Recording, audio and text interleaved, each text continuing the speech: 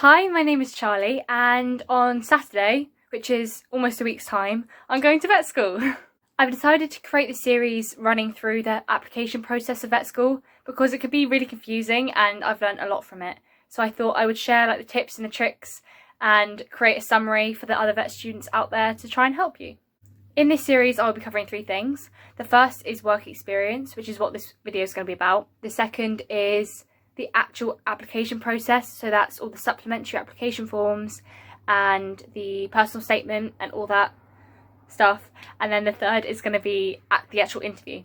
So at the very start, the first thing you need to look at is what the universities want from you. So go onto the website, and under the entry requirements section, it'll come up with literally everything. It'll come up with the grades that you need, the work experience you need, subjects you have to do, all that stuff.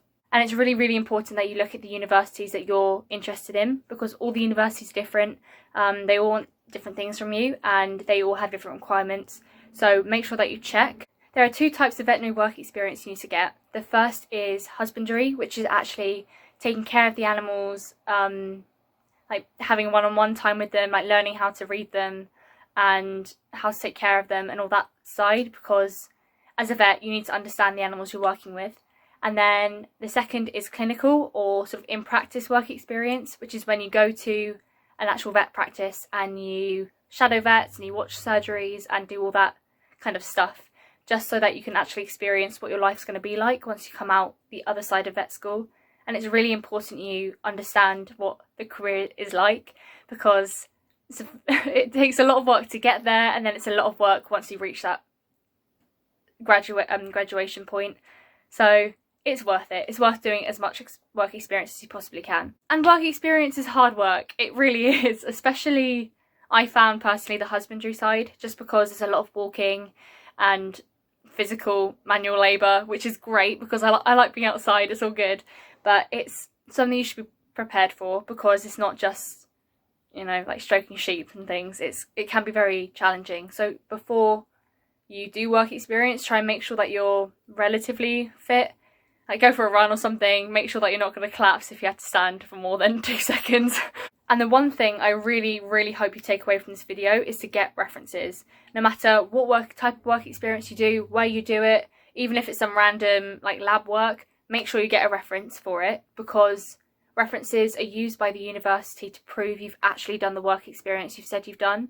And that's really important, because I mean, I personally had a reference essentially get thrown away because it didn't match the formal criteria that the university needed, i.e. they didn't really trust the formatting and it didn't look professional or formal enough. And I essentially wasted a week of my life. Well, not wasted, because all work experience is important and has value to it, but in terms of my application it was a sort of wasted week because I couldn't prove that I'd actually done what I'd said I'd done, which was a shame. And within your reference you want to make sure that a lot of the buzzwords are being used. So those are words like committed, enthusiastic, like keen essentially. You want the reference to make you seem very keen, because the actual reference themselves are a selling point to the university. That's what the university mainly judges you on.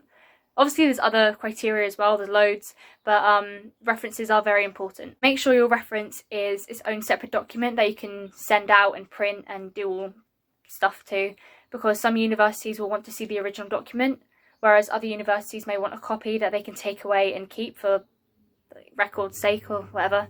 And then on the reference you want to make sure it's dated and very formal, and if there's a logo of the company, try and include that on the reference, just because it makes it seem a lot more professional. I.e. don't just have an email reference, because like I said before, I had an email reference and it just wasn't accepted, which was a shame. So imagining Corona isn't a thing right now, usually there's a kind of good ratio to have of work experience. Well, in my opinion anyway, and that was like this sort of golden 3-to-3 ratio, i.e. 3 weeks husbandry and 3 weeks clinical. It doesn't matter how much of all the different animal groups you do within those sort of 3 separate weeks, but you do want to make sure that you've covered the 3 or 4? The 4 animal groups, the 3 animal groups, which is equine, or like donkeys, horses, that sort of thing, small animal or small furries or smallies, or whatever you want to call them. I swear like each place has a different name for them, which, dogs, cats, What other animals are included in that? Like rabbits and things, even though rabbits are technically exotics, just small, fluffy things, basically. And then your third is farm, which is, you know, your pigs and your cows and your chickens, sheep, all that sort of stuff. Lambing's a really good one to have for that, and dairy farms, just because they're two very core animal related industries in the UK. However, that being said, make sure you check, because some universities want more work experience from you, or they may want a specific ratio, whereas other universities may want a little bit less, and you wouldn't have to try and cram as much in. As well as those three groups, you can also do exotics and other sort of things. Like you can go to an abattoir or a research lab, or go to a private collection or things like that.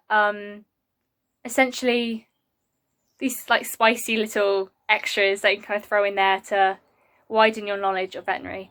I found that I really like working with exotics, and it's something that I want to try and involve myself in the future. Things can change, I may do something completely different, but at the moment that's what I'm most interested in, and I only really found that out after doing work experience at a private collection. But that being said, not everyone has access to those kind of opportunities, and it's not required by the university at all. So don't worry about it if you can't get those kind of work experience placements in.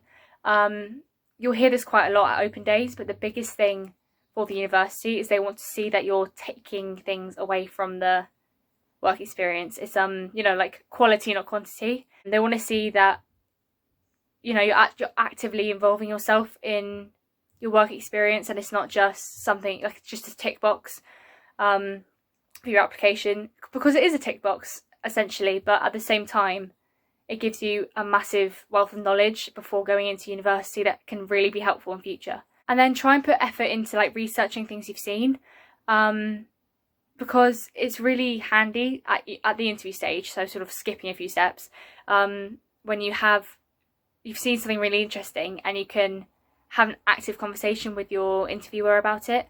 So you're not just saying, oh yeah, I saw a cat spay. You can use the terminology and you can talk about the tools and what you found interesting and what surprised you and all that sort of stuff. So to cover how universities are treating the corona situation in regards to work experience, on the whole, it seems like they've made it a lot less strict.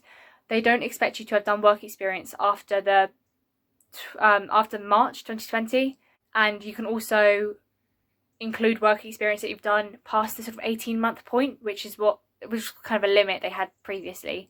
They don't have that anymore, so literally anything you've done you can include, except for RVC. RVC is a little bit different. By the time you're applying, they want you to have done 35 weeks of work experience. 35 hours of work experience, sorry. And then if you get in, they then want you to sort of finish the sort of 70-hour requirement by the time you start in September. But that is mainly, I think that is literally just RVC specific. And on the whole, the rest of the universities don't have those kind of requirements. But again, check, because they may have changed their mind by the time you're seeing this video, and it's worth making sure that you're certain what the universities want. But then putting work experience one side for a second, make sure your grades are alright, and make sure that they are reaching the sort of AAA, AAB requirements, because you can do as much work experience as you like, but if you're going down the A-level route, if you don't have the grades, it's very unlikely they're going to let you in. And it must be so irritating to do loads and loads and loads of work experience just for your grades to let you down. So make sure that you're covered in that area. And then going back to work experience, you also don't have to complete work experience in one block. It's mainly about hours, it's not just a set week. And even if it is, oh, how many weeks of work experience have you done, it means how many hours of work experience have you done, really. So you can do it across weekends, you can do it after school, just whenever suits you. As long as you reach the requirements and beyond, you're right. If anything, I found working weekends more enjoyable, because it meant that I could actually build a relationship with the people I'm working with, and I can get more familiar with the routine and try and establish myself there a little bit more. But it's up to you, and whatever works, works. When contacting the work experience placement, you want it to be quite formal. So introduce yourself, tell them a little bit about you and why you're applying. You can mention what you're particularly interested in about the placement, whether it's you want to experience a vet practice that's very focused on a specific surgery, or is very focused on a specific animal group, or whatever. Just try and pad out your application a little bit more to show, again, that you're enthusiastic and keen, because the work experience places want to help you usually. They want to help students out because they know how hard it is to get placements, but you have to do the work and make yourself stand out to them. You can email, you can phone, you can send them a letter, you can go in person. Obviously, it depends on the practice and it depends on the place. So if it's like a farm, you may not want to just show up because everyone will be probably busy and it may not be the best time. Ringing places is a good idea if you aren't hearing back from them. You can double email them. That's really good because it shows that you're not just sending 100 applications out and hoping one of them will get back to you. You're very focused on this one place. You're willing to put the time in to try and get them to respond and to give you that placement. Essentially, just jump in, see what comes along, try your best, and yeah, good luck. In terms of what you wear, it depends on the placement and it depends on the season and the weather and all that kind of things. I think on the whole, layering is your friend because, especially if you're out in the open, like, but the weather changes so quickly. 1 minute it can be sunny and like 30 degrees, the next minute it can be raining. So make sure that you're prepared. When it comes to like farm or equine placements, you want to make sure that you're covered pretty much head to toe because straw is very stabby and it's a health and safety thing too. I remember at my riding school, they wouldn't let us wear like crop tops or like tank tops or stuff like that. They wanted to make sure your shoulders are covered and everything's pretty much covered. And then also have decent footwear for a farm. You want to wear like wellies and stuff that you're alright getting really, really muddy in. Whereas for an equine placement, I think steel toe cap boots are really good because, I don't know about you, but I'm really clumsy with my feet and I kept getting trodden on. So I invested in some steel boots and I was alright. And then sort of more like small animal type places, so kennels, catteries, even like small like private animal collections and exotic shops and pet shops and all that kind of stuff. You want to wear layers obviously, but then like leggings and trainers and stuff that's comfy, that's smart but comfy to sort of walk around in and move around in, because they're very, like, all work experience is very practical. You're moving a lot, you're doing a lot of physical activity, so you want to make sure that you're comfortable but that you're also protected. Then when we go to clinical work experience, you want to wear, this is what I wore anyway, black trousers, like smart trousers, not just leggings, smart trainers or like black trainers or shoes. Doesn't really matter as long as they're comfortable. That's really key. Make sure you're comfortable because you're standing on your feet pretty much all day and the days tend to be quite long as well. And then what I wore was a shirt and jumper, and the jumper I would be happy to like take on and off depending on whether I was outside or whether it's cold or whatever. But if you're ever unsure as to what you're meant to wear, just literally just email the place that you're going to or ring them up or something and just ask, because they won't mind, and it's much better for you to feel confident in what you're wearing on that first day, because it can be really nerve-wracking doing work experience, because you're going to a new place, you're meeting new people, you may be doing things you've not done before, and I think a really good thing to help boost your confidence is to know that you look the part. So now just general tips of work experience. I think the key first one, sort of going on from what I just said, is to have confidence and to just throw yourself in there and ask questions and try and suck as much information out of your placement as possible, because you're there for a reason. You're there to do a job essentially and go. That is what work experience is. You want to try and learn as much as possible and then use that information later on. So don't be afraid to actively get involved, like especially the vet nurse. I'm talking about clinical here, the vet nurses are usually incredibly busy, and there's a lot of like little jobs that you can easily do yourself. Whenever an animal leaves the practice, their kennel would have to be completely cleaned. So the bowls will have to be washed, the blankets have to be washed, the actual kennel itself has to be wiped down, like all of it has to be done. So the minute an animal leaves, get everything ready, like take out the blankets, put them in the wash, take the bowls, go wash them in the sink. Just try and help out as much as possible. And then just as a tip, the kennels get wiped down from top to bottom. You can ask like what sort of concentrations of the solutions they use, what kind of chemicals they use, anything. Just ask all the questions and get all the answers. And then that being said, also try and get involved in the routine. Like if you know that whenever, like at the start of the day, that they write out little place cards for all the kennels to show what patient's going to be in that day, like go help, like go wipe down the place cards from the day before or whatever you need to do. Just try and make yourself as helpful as possible. You can even try and get people's sort of contact information, maybe not like their personal phone numbers, but like their LinkedIn or some kind of formal social media like that, because you never know where that networking can take you. Like you can be trying to find EMS in your third year at uni and suddenly you realise, oh, I met this person like a few years ago who does this, this and this.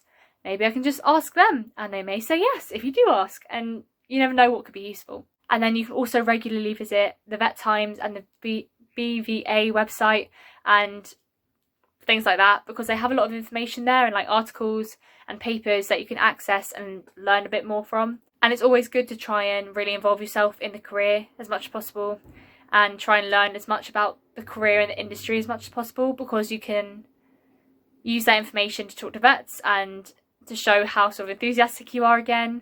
And it could be helpful at university or interviews. You just never know when that information could pop up and be handy. And then get yourself a work experience book. Mine's got dogs on it because that seems fitting, but they're really handy. You can use them to write down all the questions you've had, all the answers you've had. You can use it to write down research and online courses and all the other stuff you may come across. And then as well as that, when you're actually in the practice, if you can do this online, by the way, you can have like an online record. As well as that, I would recommend when you're doing work experience to have like a little book with you or like a little notepad with a pen, which you can have in your pocket, so that when you're shadowing vets or when you're doing whatever and you have a question and it's not appropriate to ask it at that time, or if the vet's busy like writing up notes and stuff and you shouldn't really interrupt them when they're writing up notes, because that must be so frustrating when they're in a train of thought and some 16-year-old asks them a question about cysts or something. Just write down the question in your notebook or write down the phrase or term, whatever, in your notebook, and you can then ask your questions at a time when it's convenient, or you can go home and answer your own questions using the internet, which is a great resource to have. So that is part 1 of my vet guide. I hope you found it useful. If you have any questions or you have any tips yourself, please leave them down below, and I'll see you in the next one.